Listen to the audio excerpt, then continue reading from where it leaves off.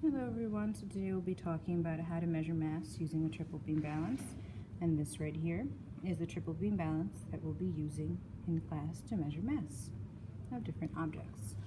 So the first thing that you guys need to notice when you're getting your triple beam balance is if the arrow is lined up perfectly with the zero.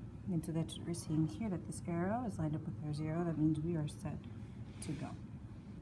So now, to measure an object, like say this water bottle, I have to first put it on the pan, which is this, of my triple beam balance. So then I'm going to just drop it on there nice and gently. Now we're going to focus in here on our rider, or on our 3 beams. So 1, 2, 3 beams. And then we have our riders, which are these weights that are hanging off the beams. So the first thing that we must do is we will move the 100-gram rider, which is the big weight right in the middle. And we're going to move it until we see a change in the arrow of our triple beam balance. All right, as you're moving it, you want to make sure that the rider is seated in the notches and not slightly off, because it will affect your measurements. All right.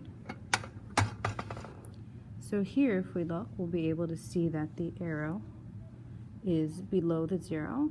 We don't want that, so we're going to move this rider back just one spot. And now we're going to start moving the 10-gram rider, which is the one in the back. And again, we move it one by one until we see a change.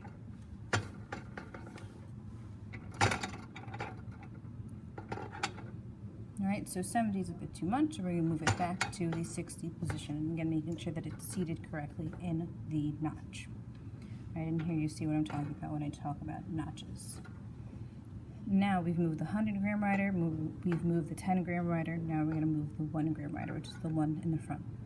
I'm going to move this slowly, because again, what we're seeing is that the arrow is coming down below the zero.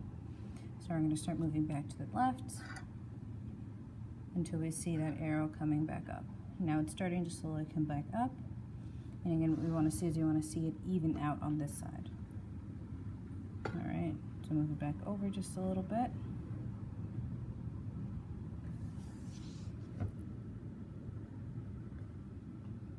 And that's just a little bit too high, so we're going to move it over just a little bit more to the right.